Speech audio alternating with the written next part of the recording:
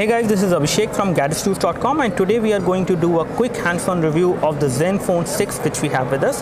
This is the Zenfone 6 which has been announced at a price of 16,999, that is 16,999, which is the MRP of this phone. It has got a 6-inch display, an IPS display which has pretty good viewing angle, so you can see the display from almost any angle without any issues. The overall build quality of this phone is very good, and this is something I can say after using this device for like 10 minutes. And again, I can say that this phone has a pretty good build quality and a very good form factor as well. It is slightly heavy, I would say, in terms of the overall weight, but that is expected out of the 6-inch phones which we have seen earlier. So comparatively it is fairly heavy, but not as much heavy, not very heavy as compared to the other phones which are there in the market. As far as specifications are concerned, we have got Intel Atom processor on this device, which is a dual core Z2560 processor. It is 1.6 GHz dual core processor. You have 2 GB of RAM on the device, you have 16 GB of inbuilt memory, and you have 3300 mAh battery, which should be non-removable.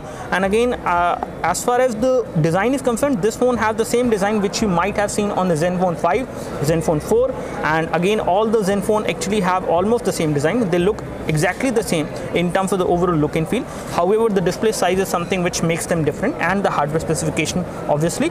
When we talk about the Android version which will come pre-installed on this one, you will get Android 4.3, and again Asus has promised that they will be issuing an update of KitKat 4. 4.4 you will get on this device very soon once you buy this.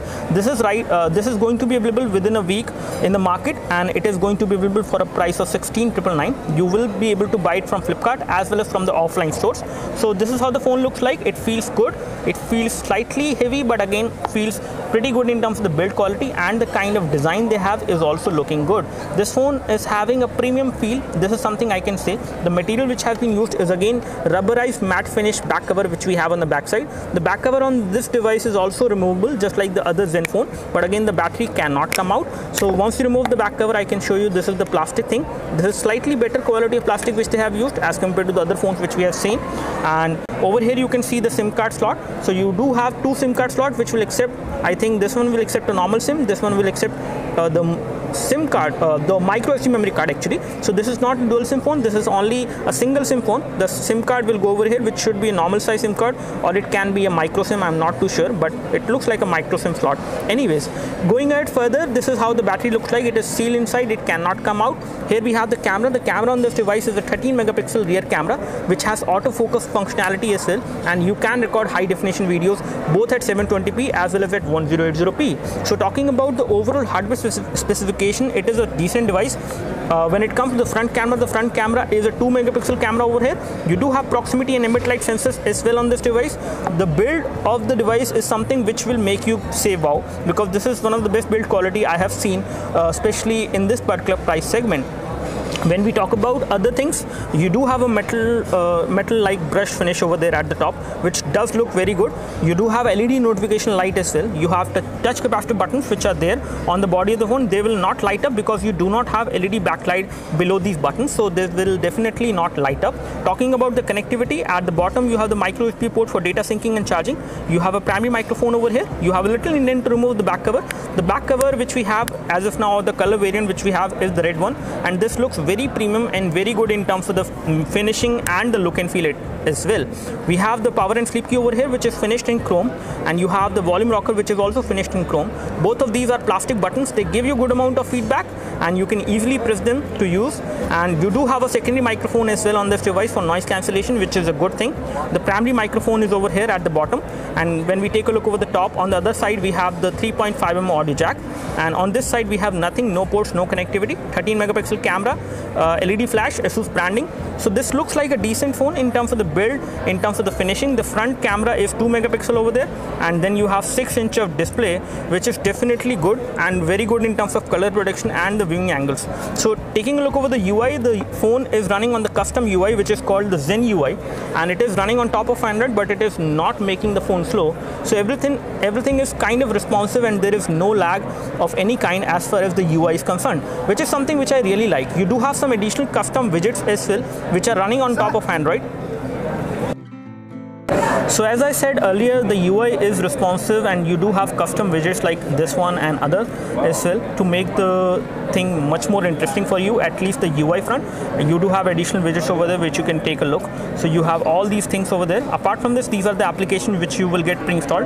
Taking a look over the notification center, this is how the notification center look like. You have toggles over here for the Wi-Fi, auto rotate, sound, one-handed operation you can also have on this phone, so you can use this phone in one-handed operation mode. You have mobile data, you also have power saving mode on as well on this device because the display is big. You have a reading mode, you have a toggle for the Wi-Fi hotspot, you have Miracast support, and you also have a glove mode as well. That means you can actually use this device with gloves on whenever if there are winters and you cannot touch the screen with your bare hand, you can actually use this with gloves on as well.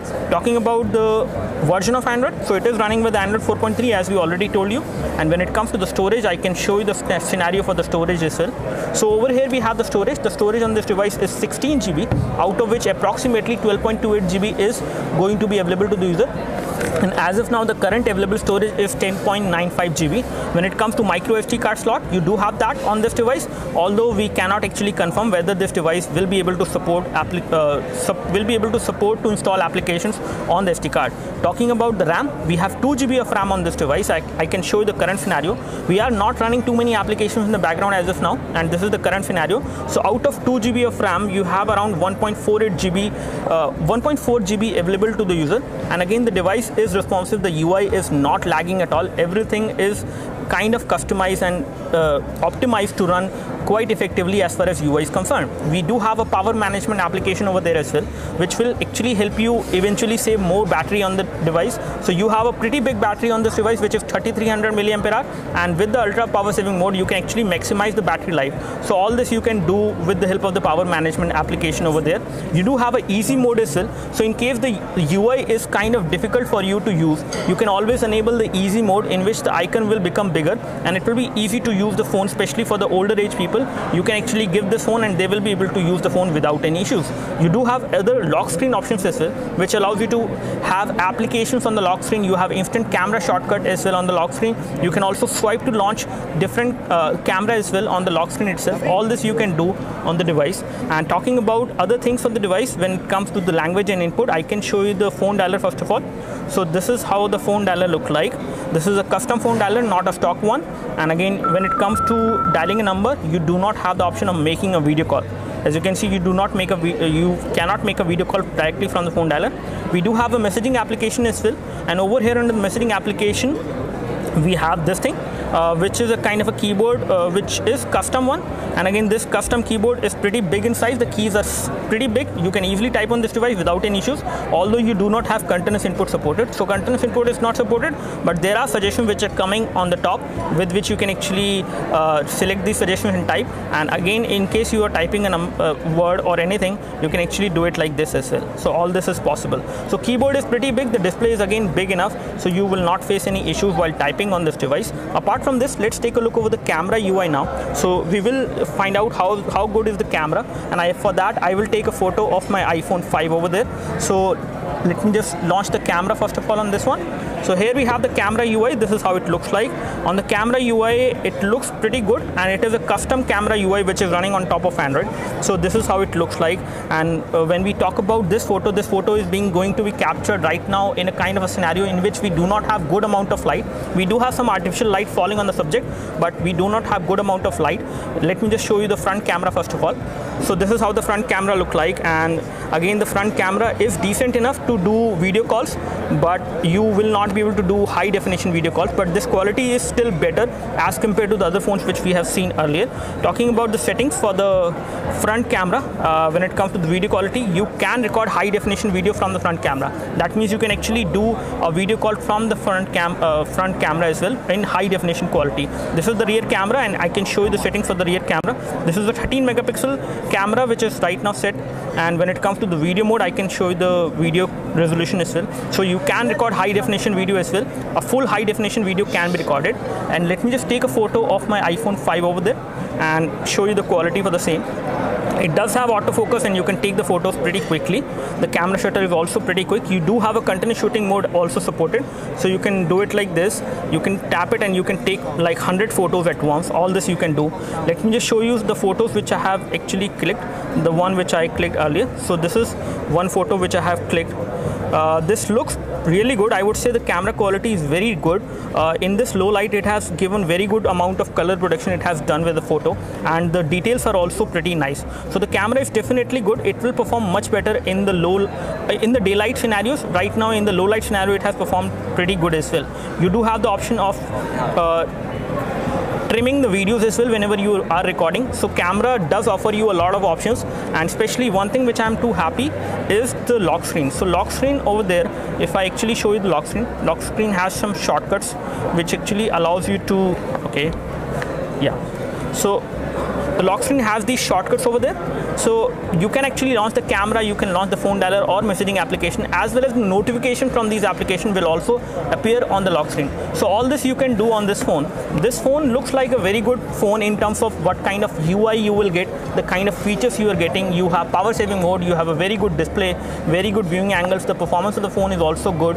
We will find out more about this phone once we do the full review.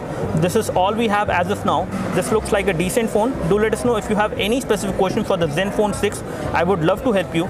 You can like this video if this video helped you by clicking the like button below. You can subscribe to our YouTube video channel for more videos like this by clicking the subscribe button below. Thanks for watching this video. This is Abhishek signing off. Thank you. Abhishek.